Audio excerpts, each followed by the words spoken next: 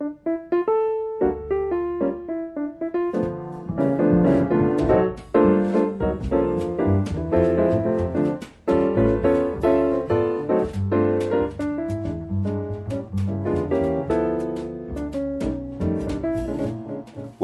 to Total Leadership TV. This afternoon I'm thrilled to be speaking with Brett Hurt, who is the founder and CEO of Bazaar Voice and a graduate of the Wharton School, class of 1999. Welcome, Brett. Thank you, Stu. I'm happy to be here. Well, it's great to have you here. You've been speaking in my class this morning about your wisdom and experiences since you graduated from here since 1999. Can you give our viewers a very brief recap of what you've been up to these last 10 years and what Bazaar Voice is up to these days? Sure. So let me start out with Bazaar Voice. Basically, if you ever shop online and you read product reviews, we're the software powering that. And so we're powering this form of transparency in the commerce world, which drives sales. And we've got 360 clients globally now launching our solutions. So companies doing very, very well. What I've been talking about is this world that we're now in of transparency and connectedness and how that's transforming leadership. The forces of Facebook and blogging and Twitter and all of these open mediums, these social mediums, evolving and creating more accountability in the leadership development process because the written word is very powerful, and you've got sites like Glassdoor.com, for example, where people are rating and reviewing CEOs and sharing their salary information. And essentially the world we're evolving into is going to be a world where everything is rated and reviewed, and word of mouth becomes this digitally archived medium. And the leadership imperative then will be challenged because the command and control structure that comes out of the military and is responsible for a lot of leadership development is going to be challenged in a very radical way. Yeah, historically, it's going to be challenged in a very radical way. Challenged in what way and with what effect? And with what effect in terms of competitiveness and performance of companies, not just in this country, but globally? Well, you know, my daughter is 4.5, and when she's around 7, she's probably going to go on Facebook and set up her profile.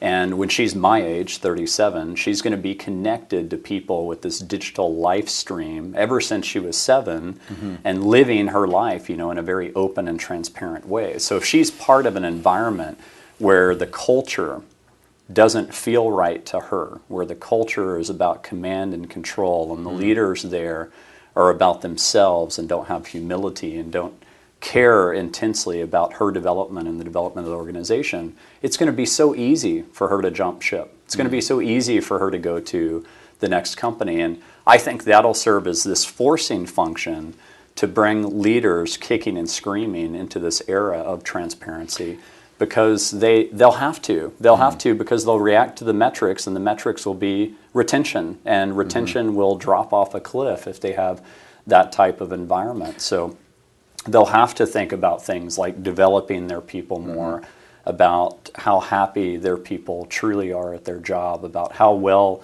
they're truly doing at recruiting in this world of connectedness and transparency, because they'll be skewered publicly if they don't. Kicking and screaming because they grew up in a different era with a different set of norms or expectations for what a leader should look like, and they're going to have a struggle to change to fit with this new world order. Why kicking and screaming? Well, I think kicking and screaming because it's not natural in the process of developing as a leader to just trust and trust in people. There's a real sense as an early leader of control and controlling the situation. You mean when you're young? When you're young, right? And just starting out, and you know, having a kind of attitude of like, I've got a 25-person team, and feeling empowered in that way, and feeling this level of control. And you eventually, if you continue to reflect upon leadership and read and pour your energy into reading books and seeking mentors, like I sought you out early on in my development as a leader, you realize that the more you give away that control and the more you empower people, the more it benefits you as a leader, and the less you have to work at it, the less difficult it is for you to, worry about this control and worry about these things that you really shouldn't be worried about. And so I think the kicking and screaming part is going to be that it's going to be very open that they have these challenges, and they're going to feel like, hey, but that's what leaders do. And that transformation for them is going to be a very public transformation, but a very necessary transformation. Why is it so hard to learn that essential idea, which is paradoxical for many people, that the less you have to worry about control and the more you give away power and authority, the easier it is to generate great energy from your people and sort of unleash that talent? Why do you think that's such a difficult concept, and again, how do you see that sort of changing with your generation and the next of great leaders? I think it's not a natural feeling that you grow up in this world of a 24/7 media news cycle where you're exposed to the worst of humanity, and that infects the way you think about humanity. But the reality is most people are very good-natured.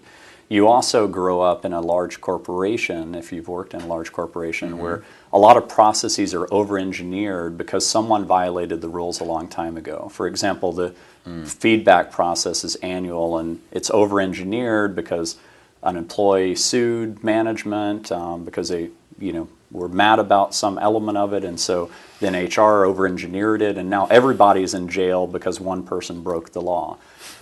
For example, at Bizarre Voice, I was talking about in your class that our vacation policy is one where we trust people to take the level of vacation that they need for their personal center, their personal journey. So they've got their 3 weeks a year that you give them?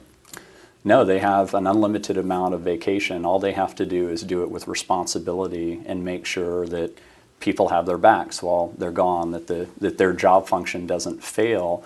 And we've got these incredible stories in the company where people have come on board for 3 months and then took a 3-week vacation to China. Now, they felt comfortable enough because they came on board for 3 months and they performed at a very good level where they felt comfortable enough to do that. But we count on them to self-regulate. And that, I have to admit, for me, felt very nervous when we first rolled that out because your natural assumption is that it's going to be abused, and that people will take too much time. Exactly, and not that they wouldn't take enough time, but that they would take too much, or that they would just abuse it and take 6 weeks off, for example. But the governing process there is that we've empowered them with such radical trust that they are part of a family now that they don't want to abuse that family, right? They don't want to take advantage of that family. It's we win together as a team, and in 4 years it's never been abused. How do you know Not that? a single time. Because we see it. We have never seen anyone take off a period of time and leave their job function in a lurch where their responsibilities failed to be executed while they were gone. That would be one end of the risk continuum. The other end would be that they don't take enough time to rest and restore and rejuvenate. Sure. That vacations are intended to provide. How do you know that it's working in terms of mitigating against that risk? Well, one of the things that I've talked about in front of the company is that I took 6 weeks vacation last year during a period. We're a 4-year-old company. We've grown to 400 employees and 360 clients in 4 years. We're one of the top performing application service provider companies in the world. But yet I took 6 weeks vacation last year. Now I have a 4.5-year-old daughter. I can tell you that I'm 37. When I was 26, all I cared about was working at that point. I was establishing my career. I didn't, I was really building the foundation for later success. And that was what was most important to me at that time. When I take vacation, it's a great proxy for, as a leader, have I set up the environment as one that revolves around me, or have I set up the environment as one that has such accountability and ownership that it does fine when I'm gone?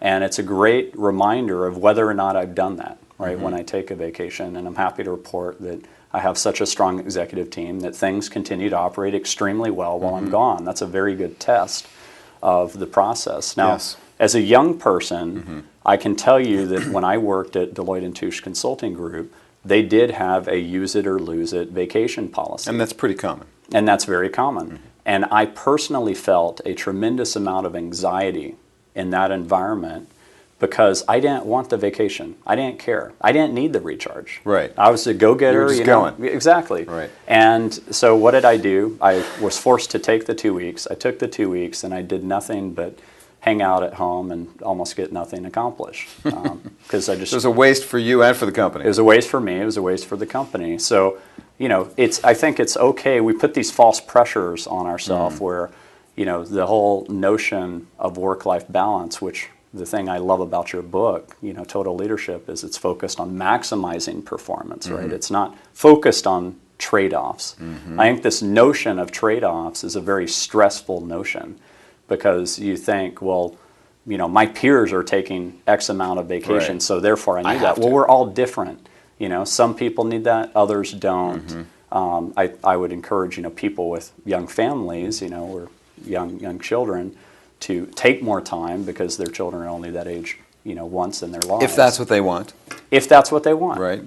Not everybody wants that. That's true. Most people do. That's true. But the notion of customizing and sort of busting out of this one-size-fits-all-ism is, I mean, this is just a great example of that. Right. And you've seen positive impact on your culture and your company's performance. Without a doubt. I mean, we have virtually no retention issues. As a matter of fact, the people that have left the company, they've ended up starting their own companies.